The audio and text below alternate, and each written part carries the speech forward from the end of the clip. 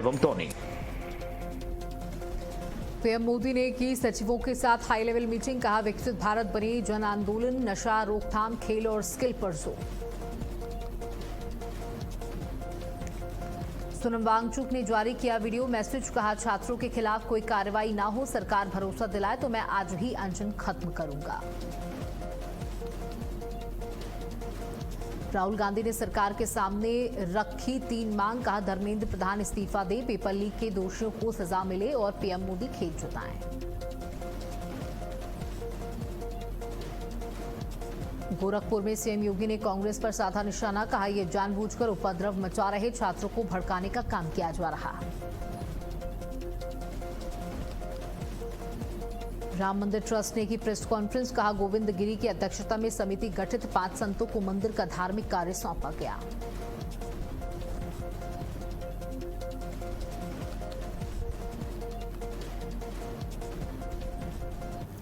नमस्कार, आप देख रहे हैं भारत अपडेट और मैं हूं आपके साथ सौम्य अवस्थी। तो बड़ी खबर दे दी, जहां केंद्रीय मंत्री जेपी नड्डा ने प्रेस कॉन्फ्रेंस की है। सीजेपी डेलीगेशन से मुलाकात के बाद नड्डा की ये प्रेस कॉन्फ्रेंस। आंदोलन का राजनीतिकरण ना हो, राजनीतिक लाभ लेना उचित नहीं, राहुल गांधी ने पेपर लीक का मुद्दा उठाया। कांग्रेस शासित राज्यों में पेपर लीक हुए, पेपर लीक बड़ी समस्या है, सरकार राहुल के आरोपों की जांच कराएगी। आरोपों से राजनीतिक फायदा लेना चाहते हैं राहुल गांधी एक तरफा बात क्यों कर रहे हैं, चर्चा के लिए विपक्ष समय तय करे। तो आज अभी कुछ ही देर पहले कैबिनेट मंत्री जेपी नड्डा ने प्रेस कॉन्फ्रेंस करते हुए विपक्ष को जमकर घेरा, खास तौर पर कांग्रेस को, राहुल गांधी को घेरते हुए जेपी नड्डा ने कहा ये छात्रों को गलत दिशा में ले जाने का प्रयास है, राजनीतिक लाभ लेने का प्रयास ना करे विपक्ष। हमें छात्रों की चिंता, प्रधानमंत्री को छात्रों की चिंता है और अगर इस तरीके से कांग्रेस प्रदर्शन करेगी, रूल्स एंड रेगुलेशंस को तोड़ेगी तो ये गलत है। साथ ही उन राज्यों का भी जिक्र यहां पर जेपी नड्डा ने किया जिन राज्यों में कांग्रेस की सरकार है और वो पूरी लिस्ट लेकर वहां बैठे हुए थे। जेपी नड्डा ने कहा कि इन सालों में ये पेपर इन राज्यों में लीक हुए। उन्होंने तेलंगाना का जिक्र किया, तमिलनाडु का जिक्र किया और कहा उस वक्त वहां पर कांग्रेस की सरकार थी। राहुल गांधी का ये जो सेलेक्टिव रवैया है वो नागवार है, यानी कि अगर जिस राज्यों में वो राज कर रहे हैं वहां पर पेपर लीक होता है तो वो कुछ नहीं बोलते हैं। के सामने, देश के सामने दूध का दूध और पानी का पानी रखेगी।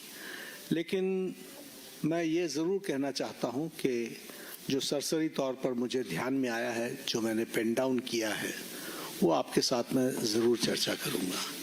अगर मैं बात करूं जम्मू कश्मीर में सर्विस सिलेक्शन बोर्ड के एग्जामिनेशन में पेपर लीक हुआ, जहां पर कांग्रेस और एनसी की सरकार है, नेशनल कॉन्फ्रेंस की। उसी तरीके से हिमाचल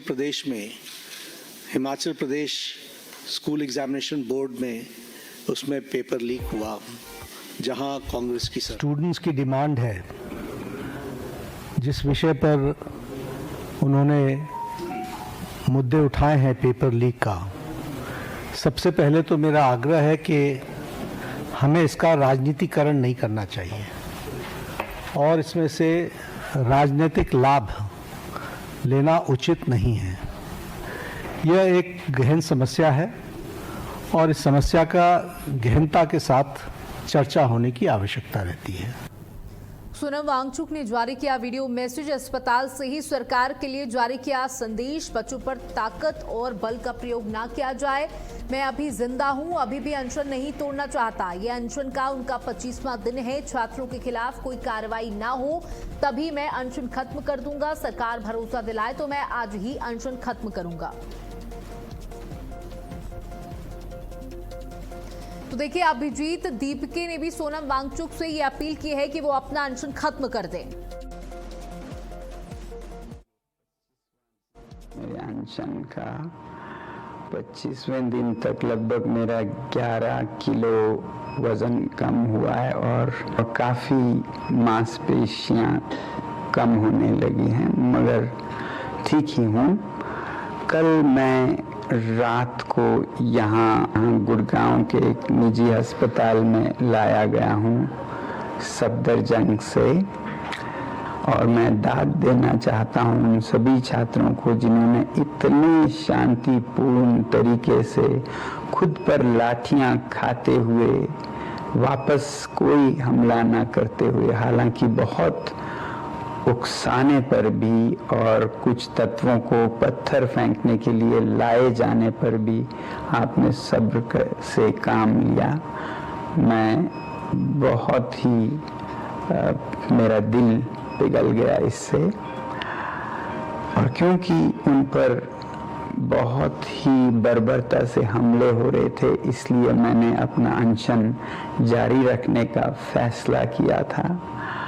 अब भी मेरे पास बहुत से नेतागण आए अनशन तोड़ने की अपील के साथ, जिसमें शासक दल के मंत्री भी आए और सांसद लगभग 65 के हस्ताक्षर और यहाँ आकर अपील कर रहे हैं कि मैं अनशन तोड़ूं और वापस देश सेवा में लग जाऊं। मैं खुद भी ऐसा ही करना चाहता हूं। मेरे लिए मेरा काम बहुत ज़रूरी है, मगर मैं सरकार से विनती करता हूं कि वो और ऐसे ताकत बल का प्रयोग न करें बच्चों पर।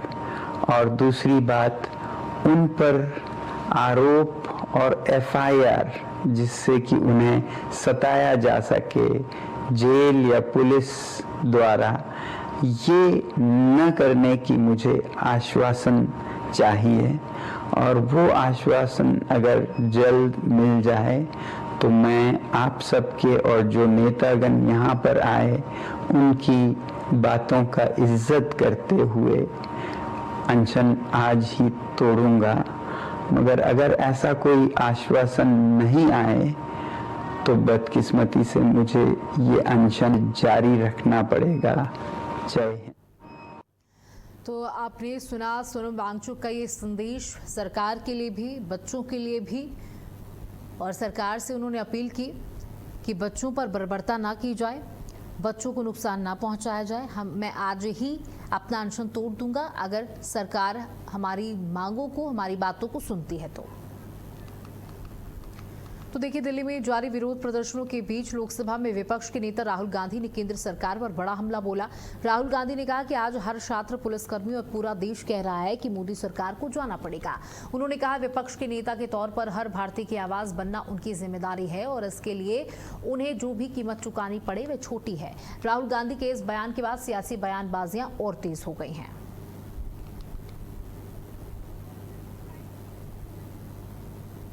पुलिस वाले थोड़ा मतलब मुझे घसीट के ले गए, बट कान में कह रहे थे कि इस सरकार को हटाइए। मैं राजस्थान का हूं, इनको हटाइए। हम सिर्फ वर्दी पहने हैं। दूसरा कह रहा है मैं हरियाणा का हूं, इनको हटाइए। तो that sentiment is there and सच्चाई everybody knows.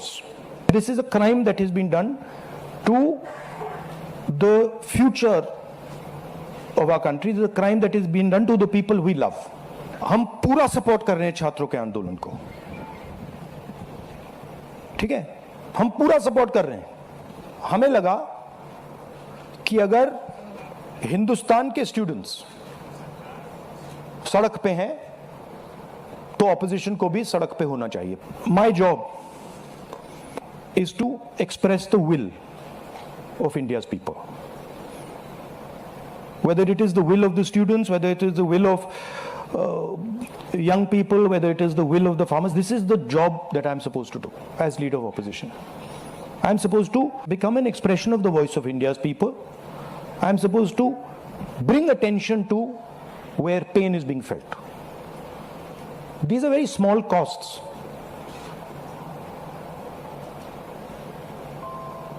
These are not big costs. This is a huge honor for me, be able to stand with the wishes of my people.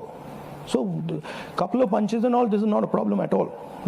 I'm happy to take many more. And whatever Andolan is taking place on this front, in Delhi, in any state, anywhere, that has to do with these issues, has to do with student issues. Congress party 100%, me 100%, and the opposition as a whole 100% is supporting this. Police वाले थोड़ा मतलब तो आप राहुल गांधी को सुन रहे थे, जहां उन्होंने आज शाम 4 बजे ये प्रेस कॉन्फ्रेंस की थी, जहां मीडिया भी मौजूद थी और छात्रों को संबोधित किया। उन्होंने कहा कि ये हमारी ड्यूटी है, ये मेरी जॉब है कि मैं उन छात्रों के लिए सड़कों पर उतरूं। और जब मीडिया ने उनसे कहा कि आपके साथ पुलिस वालों ने जिस तरीके से धक्का मुक्की की, उस पर आप क्या बोलना चाहेंगे, तब राहुल गांधी ने कहा कि अगर मुझे इसी तरीके से अभी भी और आने वाले समय में सड़कों पर लेटना पड़ेगा, लाठियां खानी पड़ेंगी, तो मैं खाऊंगा, क्योंकि ये मेरी जॉब है, ये मेरा काम है और मैं देश के छात्रों के साथ निरंतर खड़ा हूं। उन्होंने एक बार फिर से अपनी मांगों को रखा, धर्मेंद्र प्रधान का इस्तीफा, संसद में बातचीत और प्रधानमंत्री खुद आकर लाठीचार्ज जो छात्रों पर हुआ उस पर खेद व्यक्त करें। तो राहुल गांधी आज 4 बजे प्रेस कॉन्फ्रेंस करने पहुंचे थे। अभी थोड़ी देर पहले 8 बजे आपने जेपी नड्डा की प्रेस कॉन्फ्रेंस को देखा। और देखिए, स्टूडेंट्स आर डिमांडिंग, यानी छात्रों की डिमांड को राहुल गांधी इस स्टेज पर लेकर आए और 3 मांगों को राहुल गांधी ने रखा। रेजिग्नेशन ऑफ धर्मेंद्र प्रधान, शिक्षा मंत्री का रिजाइन, और मुख्य वहीं दिल्ली में जारी विरोध प्रदर्शनों के बीच रक्षा मंत्री राजनाथ सिंह ने विपक्ष पर तीखा हमला बोला। उन्होंने कहा, राजधानी में हो रहे प्रदर्शन चिंता का विषय है और विपक्ष राजनीतिक लाभ के लिए छात्रों का इस्तेमाल कर रहा है। राजनाथ सिंह ने आरोप लगाया कि विपक्ष समस्याओं का समाधान संवाद से नहीं बल्कि सड़कों पर उतरकर तलाशना चाहता है। उनके इस बयान के बाद छात्र आंदोलन को लेकर सियासी घमासान और तेज हो गया।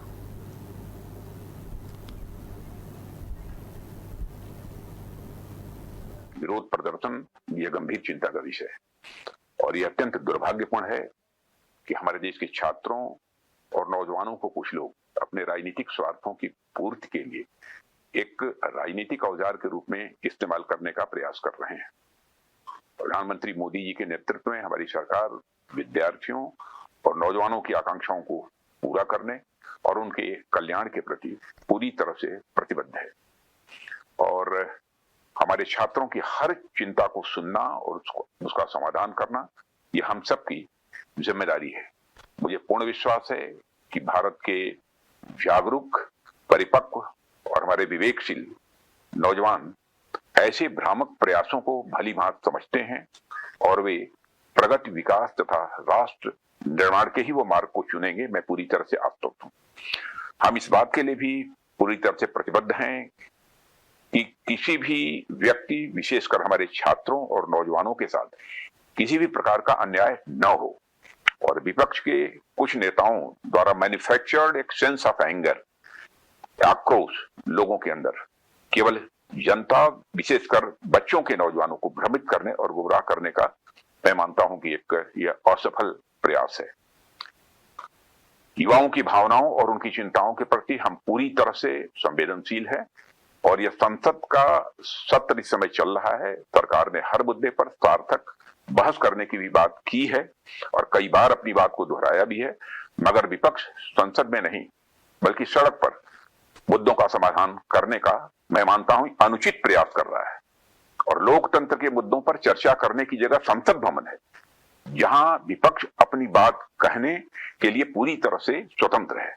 इसलिए यदि विपक्ष गंभीर है तो मौजूदा मानसून सत्र को सुचारू रूप से चलाने में व्यवधान न उत्पन्न करे और संसद में जिन भी मुद्दों पर वो चर्चा करना चाहता है वो मुद्दों पर चर्चा करे और सदन का और सरकार का ध्यान आकर्षित करे। उत्तर प्रदेश के मुख्यमंत्री योगी आदित्यनाथ ने विपक्ष पर तीखा हमला बोला। उन्होंने कहा, समाजवादी पार्टी और कांग्रेस के कार्यकर्ताओं ने दिल्ली में संसद का घेराव किया और छात्रों को बदनाम करने की कोशिश की। मुख्यमंत्री का आरोप यह है कि विपक्ष राजनीतिक लाभ के लिए छात्र मुद्दों का इस्तेमाल कर रहा है। उनके इस बयान के बाद सियासी बयानबाजियां और तेज होने की संभावना है।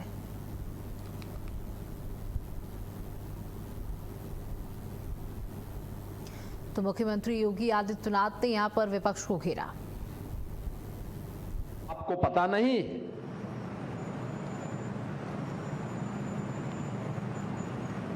जब यहां पे Uttar Pradesh public service commission के चेयरमैन के रूप में ऐसे व्यक्ति को इसने अध्यक्ष बना दिया था जो उसके योग्य ही नहीं था।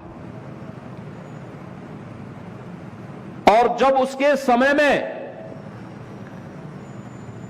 एसडीएम की भर्ती होनी थी, 86 भर्ती होनी थी, 86 में से 56 एक जाति विशेष के समाजवादी पार्टी ने सिलेक्ट कर दिए। टॉप कौन किया था? जो हाई स्कूल में 3rd डिवीजन, इंटरमीडिएट में 3rd डिवीजन, वह टॉप कर गया। ये उनके समय की स्थिति है। आज वे इसके बारे में भी नेगेटिव नैरेटिव सेट करने का प्रयास कर रहे हैं। वे हर प्रकार से प्रयास करेंगे। याद करना, वे समाज को जाति के आधार पर बांटेंगे, क्योंकि उन्हें मालूम है कि जब तक ये समाज एकजुट होकर के भारतीय जनता पार्टी के साथ खड़ा है, तब तक भारत को आगे बढ़ने से कोई रोक नहीं सकता है। जब तक मोदी जी के आह्वान पर भारत की 140 करोड़ जनता एक साथ खड़ी है, तब तक भारत को आगे बढ़ने से कोई रोक नहीं सकता है। और यही इनकी चिंता का विषय है। इसलिए वह पहले समाज को बांटने का पाप कर रहे हैं, जाति के आधार पर फेक अकाउंट गठित करके एक जाति से दूसरी जाति को गाली दे रहे हैं, दूसरी जाति को दूसरी जाति को गाली दे रहे हैं, और फिर जातियों को आपस में लड़ाने का पाप कर रहे हैं। उसके नाम पे धरना प्रदर्शन करवाते हैं। थोड़ा सा मौका मिलता है, याद रखना, इनकी संवेदना किसी गरीब के प्रति नहीं, किसी किसान के प्रति नहीं, किसी गरीब परिवार के प्रति नहीं है। इनकी संवेदना माफियाओं के प्रति होती थी।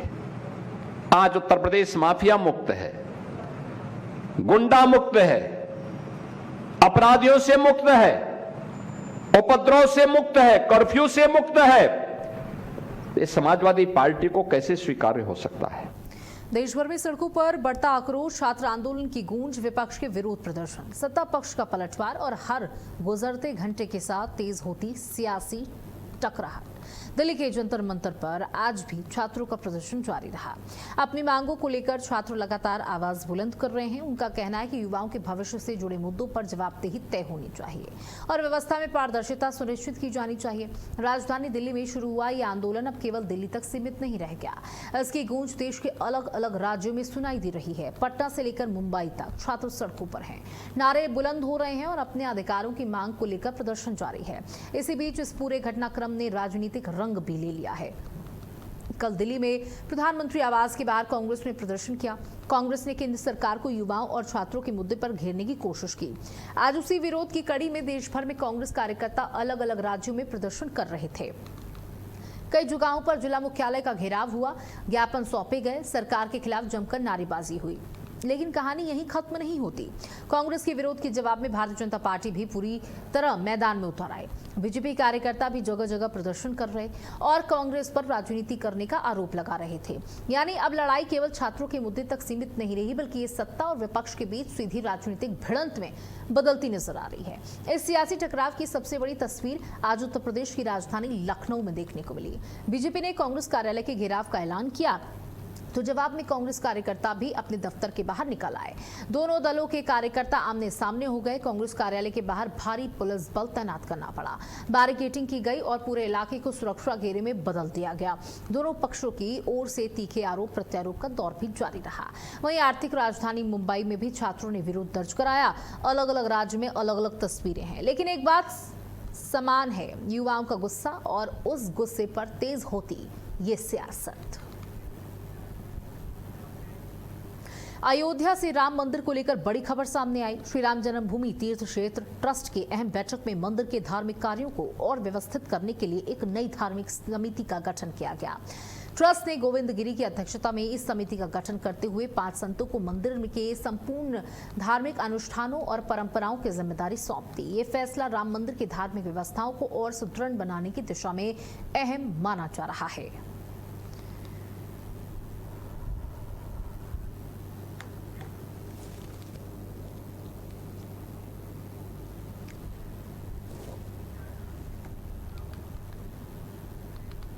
उत्तर प्रदेश को बायो एनर्जी और स्वच्छ ऊर्जा के क्षेत्र में देश का अग्रणी राज्य बनाने की दिशा में आईबेट एक्सपो की तैयारियों को लेकर उच्च स्तरीय स्टेक होल्डर बैठक आयोजित की गई। नगर विकास एवं ऊर्जा मंत्री ए.के. शर्मा ने बैठक की अध्यक्षता की।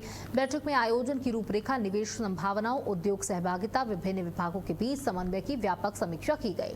बैठक में मुख्यमंत्री के सलाहकार अवनीश अवस्थी, अपर मुख्य सचिव ऊर्जा आशीष गोयल, उपनीरा के निदेशक रविंद्र सिंह, सचिव पंकज सिंह, विभिन्न विभागों के वरिष्ठ अधिकारी, उद्योग जगत के प्रतिनिधि और मन बायो एनर्जी क्षेत्र से जुड़े विशेषज्ञ स्टेक होल्डर्स उपस्थित रहे। ए.के. शर्मा ने सभी विभागों के उद्योग संगठनों और स्टेक होल्डर्स से समन्वित प्रयास करते हुए आयोजन को ऐतिहासिक और सफल बनाने का आग्रह किया।